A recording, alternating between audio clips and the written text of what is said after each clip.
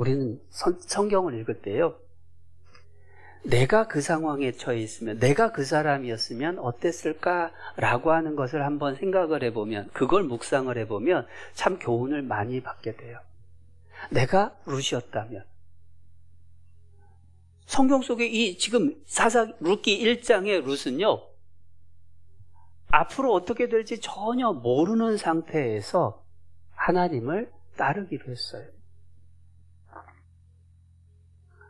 우리가 룻의 입장이 됐을 때의 결과를 모르고 나도 하나님 따르고 죽기까지 따르겠습니다 라고 결단을 할 수 있겠느냐라고 하면 선뜻 대답을 우리가 못하는 이유가 뭐냐?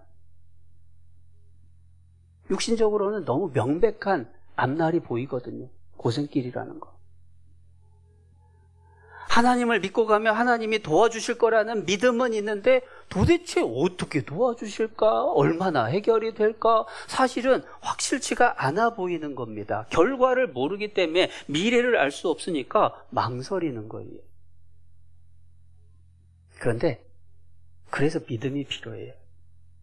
결과는 말씀대로 됩니다.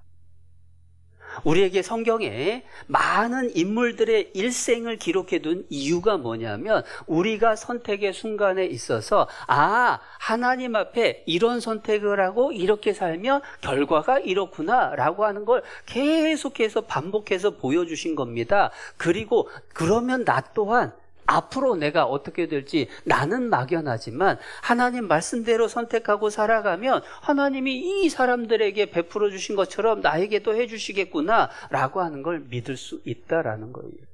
그래서 로마서 15장 4절에 무엇이든지 전에 기록한 바는 우리의 교훈을 위하여 기록된 것이니 이는 인대로 또는 성경의 안위로 너희로 소망을 가지게 하려 함이니라.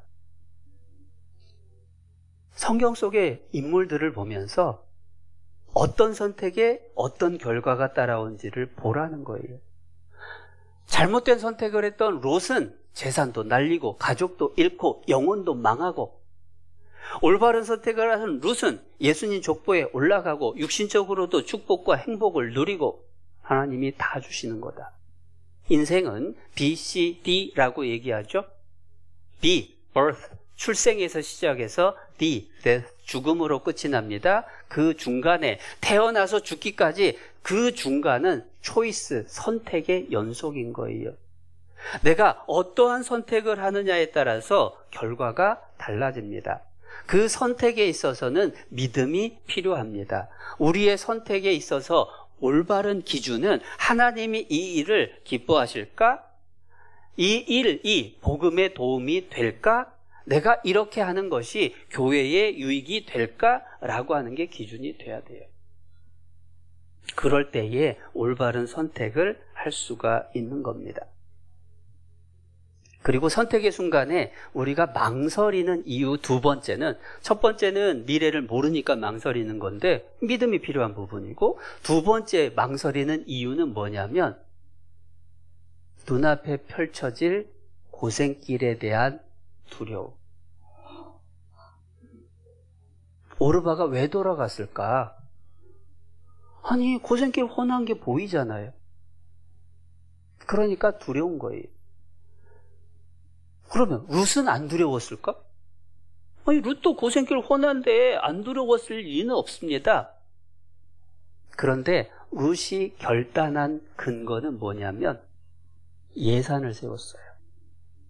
하나님을 따르기로 마음에 선택을 하고 하나님을 따르는 길을 내가 걷기 위해서 나는 어디까지 희생할 수 있겠다라고 하는 예산을 세운 겁니다. 그 예산이 얼마큼인지 기억나시죠?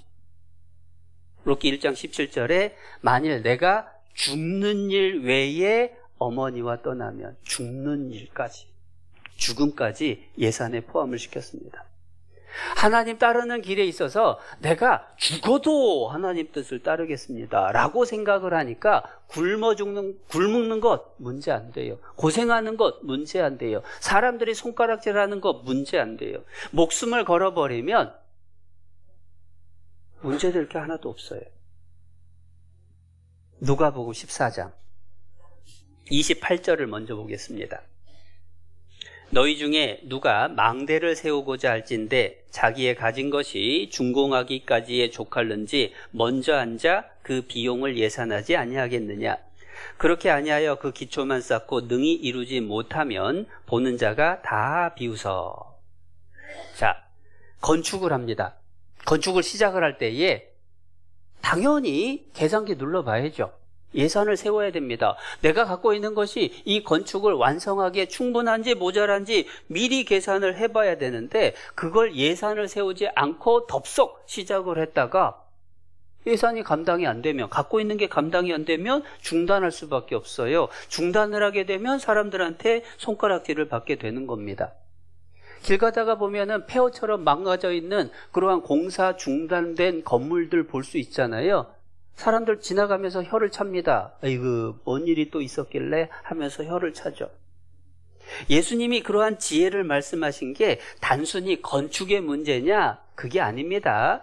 이 예산을 세우는 문제를 말씀하신 이유가 26절부터 나와요. 26절.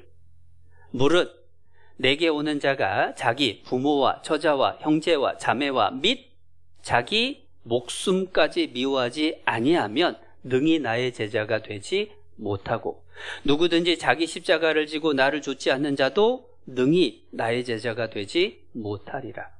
예수님의 제자가 되기 위해서는, 예수님을 따르는 삶을 살기 위해서는 예산이 필요하다라는 거예요. 그 예산의 범위가 26절에는 부모, 처자, 형제, 자매, 심지어 자기 목숨까지, 27절에서는 자기 십자가까지 예산에 세워야 된다라는 거예요. 자기 목숨까지 내가 주를 따르기 위해서 희생할 각오가 됐습니다 라고 하는 사람이 피곤합니다. 고민할까요? 안 할까요? 배고픕니다. 고민할까요? 안 할까요? 사람들이 손가락질합니다. 고민 안 하죠. 예산이 충분하면 고민 안 하고 끝까지 완주할 수 있어요. 완성을 할 수 있습니다. 많은 구원받았던 사람들 중에 왜 신앙을 포기하고 중단하고 떠나가는 사람들이 생길까? 예산이 충분하지 않아서 중도 포기하는 일들이 생기는 거예요. 거창한 일 생각 안 해도 됩니다. 당장에 연초에 결심했던 것, 지금 벌써 9월 중순입니다. 지켜지고 있습니까? 해마다 연초에 많은 계획들을 세우는데 왜 그것이 끝까지 지켜지지 않을까? 유혹도 많아요. 어려움도 많아요. 피곤한 것도 많아요. 다양한 일들이 생깁니다. 그런데 보다 근본적인 이유는 뭐냐면 예산을, 그 목표를 이루기 위해서 예산을 충분히 세우지 않아서 그래요. 예를 하나 들어보죠. 성경 읽기, 올해는 성경 읽기 꼭 하겠다라고 계획을 세웠습니다. 마음에 결심을 했습니다. 그것을 지키려고 애를 쓰다 보면은 졸리는 거 참아야 돼요. 피곤한 거 참아야 돼요. 바쁜 것도, 그것도 정말로 지나가야 돼요. 때로는 시편 119편을 하루에 다 읽어야 되는 부담도 느껴야 돼요. 길기도 길죠.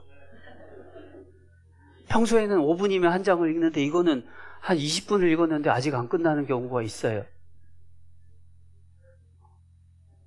그러한 예산을 충분히 세웠어야 끝까지 가는데, 그런데 예산을 세우질 않아요. 읽어야지 라고 계획을 세웠어요. 그런데 피곤하면 오늘은 피곤해서 안 되겠네. 오늘은 바빠서 안 되겠네. 며칠 빼먹다 보니까 올해는 안 되겠네. 다니엘 학습법이라고 하는 책이 있는데요. 그 책의 저자는 성경 읽기 전에는 밥을 먹지 않겠다라고 예산을 세웠어요. 배가 고프니까 성경을 읽어야 돼요. 밥 먹으려면. 예산을 충분히 세우는 게 필요하다는 거예요. 룻은 자기의 생명까지 걸었다라고 하는 겁니다. 그게 성격이 화끈해서 그런 게 아닙니다. 우상숭배하는 땅에서 자라서 우상숭배에 헛된 것을 시어머니의 하나님을 보면서 알게 된 거예요. 그 하나님의 보호 아래 있다라고 한다면 이 땅에 사는 동안에 어떤 고생을 하더라도 그거 문제 안 된다라는 얘기예요. 그 믿음인 겁니다. 표현을 하자면 이렇게 표현할 수 있어요. 하나님 없는 세상의 즐거움보다 하나님과 함께하는 고난, 심지어 죽음까지도 그걸 더 낫게 여기는 것.